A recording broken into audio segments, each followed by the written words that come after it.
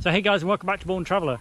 Right, in this video I'm going to explore the city of Troy, the ancient city with the Trojan horse. Okay, let's get started. I found out some information in my hotel and I'll show you a map now. So basically from the terminal it's quite easy. You just walk straight down the main shopping street, you turn right at the second set of traffic lights, and there's a little bus station of little white buses just before the bridge. You can't really miss it, and if you do get lost, just ask somebody. People tend to know where you want to go in that direction, which is quite easy. So it costs 12 lira to get here each way. The buses run at 9:30, 11, 1, 3, 5, 7 in the summer. They close at 5 in the winter.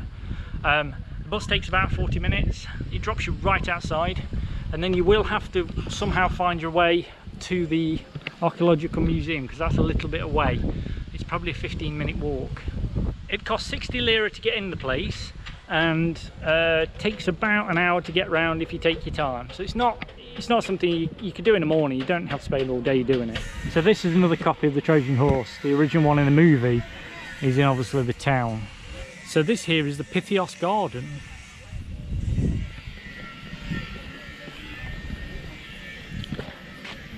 As you can see, there's lots of artifacts and old massive old pots. Maybe they used it for cooking or cleaning clothes, I'm not sure. I've been warned that these ruins aren't what you expect. There's no big city left. Most of it is just ruins. I mean, just, you know, just rubble really. And apparently they say in Turkey it's one of the worst sites, but I still always want to come to Troy. It just fascinates me, the story. So like I say, it just excites me to be here. I'm really excited to be here actually. So here it is. Right, the ancient city of Troy. So this here is Troy VI, the Eastern Wall.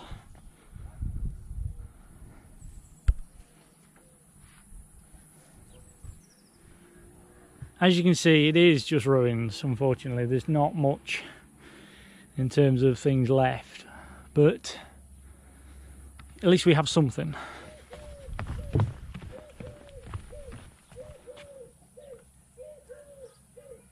It's very hot out here. There is a breeze today, thankfully, but I will definitely bring some water. There's a lovely view here. So as you can see, some ruins here. So this would, you know, this is part of the outer wall, and you can see the view that the Troy would have had. It's not quite the same as what you would see in the movie. To be honest, in the movie they show the place as very barren and very like dry, but as you can see here, crops can be grown. I think that's the only thing to me that the movie got wrong, was the landscape. It's much more green than I think than they show. There's more ruins down here. The ruins are really extensive. It did say in the Lonely Planet, if you don't have a guide, you would be quite confused by the ruins, and I see what they mean. It says Troy V, Troy VI. I assume they're dynasties, so it is actually hard to make out exactly what is going on, but as you say, I don't do tour guides. So what it seems is Troy has been rebuilt many times, so the ruins you're seeing are multi-layers of different periods. And they used to have places like this, like Troy, and it used to excite my imagination when I was a kid. So the ancient ruins and finding magical things. So places like this really still excite me. This is some magical treasure or something like that, you know, to find. I think it just sparks your imagination from when you're a kid. Hear about Troy and the story of the Trojan horse. I think people forget that. I mean, yes, it's not perfect, and you have to remember this is 3,000 years of history. I guess it proves how lucky we are still have things like the pyramids and Machu Picchu, how extensive they are. Most of this stuff can be destroyed, and here in Turkey actually there is a lot of good ruins that I haven't really seen yet. As you can see here, they've dug it out. They've dug out what it would have been, and this seems to be made. It seems to be made of some kind of like dried out clay. Quite interesting, almost what they do in like northern Africa, in places like Mali. So I'd say this is probably the most impressive part, and you can see the guys here are clearing it out.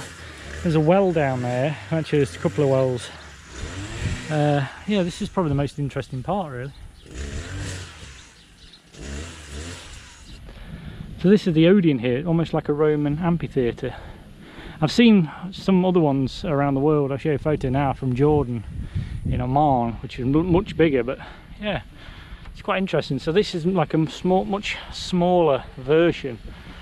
You certainly wouldn't have the echo effect. It's used for lectures and other performances like that. So that, guys, is the end of the ruins. If you do want to know more information about Troy, look in the description. I'm going to copy and paste quite a lot of information from Wikipedia that you can read about Troy.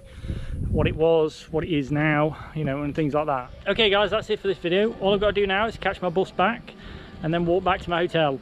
I hope you enjoyed the video. Please remember to subscribe to the channel, turn on the notification button, and I'll see you next time.